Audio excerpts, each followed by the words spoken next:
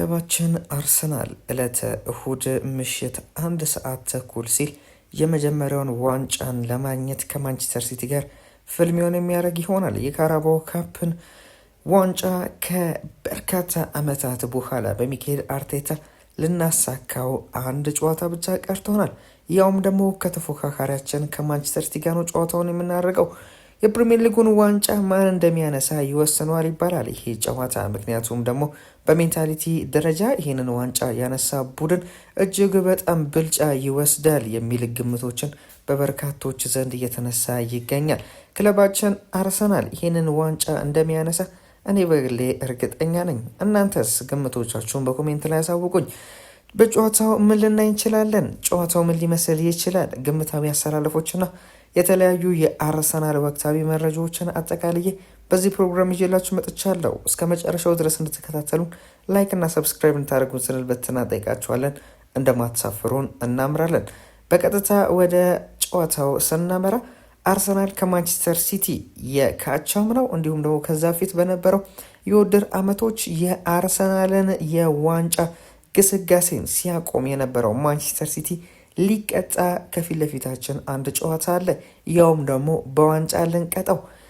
በፕሪሚየር ሊጉም እናሸንፋለን፣ በኤፍኤል ካፑም እናሸንፋለን እያልን እንገኛለን። እኛ የአርሰናል የመድፈኞቹ ያሁኑ ባለጊዜዎች አርሰናሎች ማለት ነው። አርሰናል ያለፉትን ጨዋታዎች በጠቅላላ እስካሁን ድረስ አልተሸነፈም። ለምሳሌ ለመጨረሻ ጊዜ ሽንፈትን ያስተናገደው በማንቸስተር ዩናይትድ ነበረ 3-2 ከተሸነፈ በኋላ እጅግ በጣም የተነቃቃውን በጣም ትኩረት ላይ የሁሉም ጨዋታ ሰጥቶ የሚጫወተውን አርሰናል እየተመለከተ እንገኛለን። ካሪያት አልማቲን በቻምፒዮንስ ሊግ እንዲሁም ደግሞ በፕሪሚየር ሊግ ሊድስ ዩናይትድ፣ በካራባኦ ካፕ ቼልሲን በተደጋጋሚ ሰንደርላንድንም በተለይ በመጀመሪያው ዙር እጅግ በጣም ያናደደናቸው ውጤት የተመዘገበውን ከሰንደርላንድ ጋር ማሸነፍ ችለናል። በቻምፒዮንስ ሊጉ የሚያቆመናል ያልተገኘም። በኤፍኤ ካፑ ምንም እነ ማይልስፊልድን ሌሎችን ቡድኖቹ እንግዲህ እያንበረከክ እንገኛለን። በቻምፒዮንስ ሊግም ሌቨርኩሰንን በማሸነፍ ወደ ቀጣዩ ዙር አልፈናል። አሁን ደግሞ ከፊት ለፊታችን የሚጠብቀን በኢኤፍኤል ካፕ በዌምብሌይ ስቴዲየም ማንቸስተር ሲቲ ነው። ማንቸስተር ሲቲ ያለፉትን ጨዋታዎች ስንመለከት ያለፉትን 3 ጨዋታዎች ማሸነፍ አልቻለም። ከሪያል ማድሪድ ጋር 2-1 በሜዳው ተሸንፏል። ከዌስትሃም ጋር በዌስትሃም ሜዳ በእንግሊዝ ፕሪሚየር ሊግ አንዳቻ ነው ጨዋታውን ያጠናቀቀው። እንዲሁም ደግሞ ከሪያል ማድሪድ ጋር በመጀመሪያ ዙር የቻምፒዮንስ ሊግ ጨዋታ 3-0 በሆነ ውጤት በቤርናባው ተሸንፎ ነበር። ከዛ ፊት በነበረውም ጨዋታ ኒውካስትል ዩናይትድን በኤፍኤ ካፕ አሸንፎ ነበር። ከዛ ፊት በነበረው ጨዋታ ደግሞ በእንግሊዝ ፕሪሚየር ሊግ በኤቲሃድ ስቴዲየም ኖቲንግሃም ፎረስትን አስተናግዶ ማንቸስተር ሲቲ 2-2 ነው የተለያየው። ይህም የሚያሳየው ያለፉትን ኦልሞስት ወደ 5 ጨዋታዎች ማሸነፍ የቻለው አንዱን ብቻ ነው ማንቸስተር ሲቲ። አርሰናል ደግሞ ያለፉትን 5 ጨዋታዎች በአንዱ ብቻ ነው አቻ የወጣው፣ ሁሉንም አሸንፏል። ከዛ ውጪ ያሉትን ጨዋታዎች ይህም የሚያሳየው በሚገርም ግስጋሴ በሚገርም ሜንታሊቲ እንግዲህ አርሰናል ሊጉንም እንዲሁም ደግሞ ሻምፒዮንስ ሊጉንም ኤፍኤ ካፑንም እኩል እያስኬደ ነው የሚገኘው፣ በአሸናፊነት እያስኬደ ነው የሚገኘው። ያለፉትን የእርስ በርስ ጨዋታዎች እንመልከት። አርሰናል በባለፈው የመጀመሪያ ዙር የእንግሊዝ ፕሪሚየር ሊግ ጨዋታ አንዳቻ ነበር ጨዋታውን ማጠናቀቅ የቻለው። ይህንን ጨዋታ አርሰናል እጅግ በጣም ማሸነፍ ይችል ነበር ብዬ አስባለሁ። በተለያዩ ረገዶች በልጦ ነበር። ነገር ግን ሚካኤል አርቴታ አሰልጣኛችን ሚካኤል አርቴታ ጨዋታውን ወደ ጥንቃቄ ወደ ተሞላበት ጨዋታን ቀየረው እንጂ አሁን ብንገናኝ ኖሮ አርሰናል ልዩ በሆነበት ሰዓት፣ አርሰናል በማጥቃቱ እጅግ በጣም ምርጥ በሆነበት ሰዓት ከጥንቃቄ ይልቅ ዶሚኔትን የሚመርጠው በጣም አሸንፎ አሳምኖ ማሸነፍ የሚፈልገውን አርሰናል አሁን ላይ ቢገጥም ይህንን ጨዋታ በእርግጠኛነት አርሰናል ያሸንፋል ብዬ አስብ ነበር። ከዛ በፊት በነበረው ጨዋታ ደግሞ እንግዲህ በባለፈው ዓመት ማለት ነው በ24ኛ ሳምንት የእንግሊዝ ፕሪሚየር ሊግ በ2025 በተደረገው የባለፈው ሲዝን ጨዋታ 5-1 በሆነ ውጤት ነው በፍላይ ኤምሬትስ ስቴዲየም ማንቸስተር ሲቲን አስተናግደህ ነው እንግዲህ አሸናፊ መሆን የቻለው። በኦዴጋርድ እንዲሁም በፓርቴ በሉዊስ ስኬሊ በካቨርትስ እና በወጣቱ ተጫዋቾችም በአሁኑ ሰዓት ላይ እንግዲህ በማርሴ የሚገኘው በኤታን ዋኔሪ ግቦች አማካኝነት እንግዲህ ይህንን ጨዋታ 5-1 በሆነ ውጤት ማሸነፋችን አይዘነጋም። እጅግ በጣም ምርጥ ጨዋታ እንደሆነ ይታወቃል።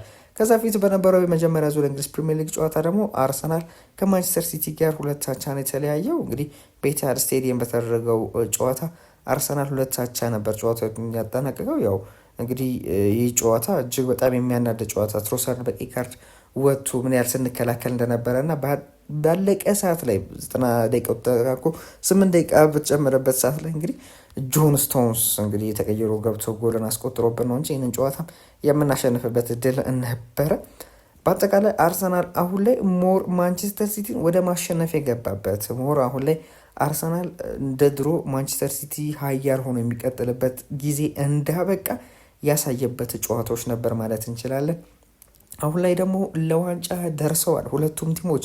እጅግ በጣም ወሳኝ ጨዋታ ነው ለሁለቱም ይህ ጨዋታ ማለት ነው። ምክንያቱም ደግሞ ሁለቱም ያለ ዋንጫ ማጠናቀቅን አይፈልጉም። በተለይም ማንቸስተር ሲቲ ይህንን ዋንጫ ካላነሳ ሌላ ዋንጫ የሚያነሳበት እድል እጅግ በጣም ጠባብ ነው። አርሰናል ደግሞ አፒታይዘር ይሆንለታል ያላል ሆዱን የሚከፍትበት ይሆንለታል። ይሄ ዋንጫ አፒታይዘር ይሆንለታል። ሞር ሆዱን የሚያሰፋበት የሚያነቃቃበት ልበላ ነው የሚልበት የሚያዘጋጅበት ተጫዋቾቹን የሚያነቃቃበት እንዲሁም ደግሞ ከብዙ ዓመት በኋላ ካራባኦ ካፑን በማሸነፍ ረገድ እንግዲህ ለሚኬል አርቴታ አዲስ ታሪክ የሚጻፍበት ለአርሰናል አዲስ ታሪክ የሚጻፍበት በብዙ ረገድ ስናየው ደጋፊዎቹንም የሚያነቃቃበት መንገድ አርሰናል የዋንጫ ቡድን መሆኑን የሚያሳይበት ጨዋታ ይመስለኛል ይህ የፋይናል ጨዋታ። ስለዚህም ይህ ጨዋታ ለአርሰናል እጅግ በጣም ወሳኝ ጨዋታ ነው። ለማንቸስተር ሲቲ ደግሞ አመቱን ሙሉ ያለ ዋንጫ ላለማጠናቀቅ የሚያስፈልጋቸው ብቸኛ ዋንጫ ይመስለኛል። አሁን ላይ አርሰናል ለፍጻሜ ደርሶ እጅ የሚሰጥ ቡድን እንዳልሆነ ይታወቃል። አሁን ላይ ከብዙ ጊዜ በኋላ ከብዙ ውጣ በረድ በኋላ ያገኘነው የፍጻሜ ጨዋታ ነው። የፍጻሜ ጨዋታ ላይ ደግሞ ሚኬል አርቴታ ይዘናጋል ብዬ እጅግ በጣም በጭራሽ ማላሰበው ነገር ነው።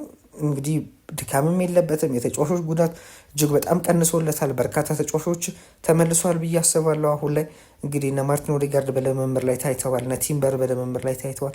ስለዚህም አሁን ላይ በጉዳት የሚገኘው ሚኬል ሜሪኖ ብቻ ነው በአርሰናል በኩል። ስለዚህም እጅግ በጣም የተደራጀውን እጅግ በጣም ኃይል ያለውን ጉልበት ያለውን ከተጫዋቾች ጉዳት ነፃ የሆነውን አርሰናል የምንመለከት ይመስለኛል። ስለዚህም አሁን ላይ ኃይለኛውን አርሰናል ደግሞ ለማሸነፍ ማንም ደፍሮ እየመጣ አይገኝም። እንደነገርኳችሁ በካራባኦ ካፕም በኤፍኤ ካፕም እንዲሁም ደግሞ በፕሪሚየር ሊግም በቻምፒዮንስ ሊግም እስካሁን ድረስ አርሰናል ለማስቆም ጥረት ያደረገ ቡድን ራሱ የለም። ከአቻ ሊያስወጡ ይችላል እንጂ እስካሁን ድረስ ያሸነፈው ለመጨረሻ ጊዜ እንደነገርኳችሁ ማንቸስተር ዩናይትድ ነው። ከዛ በኋላ እንግዲህ ያደረግናቸውን ጨዋታዎች እስካሁን ድረስ አልተሸነፍም። ያው በብሬንትፎርድ በወልቭስ እና በሊቨርፑል ነው አቻ የወጣ ነው።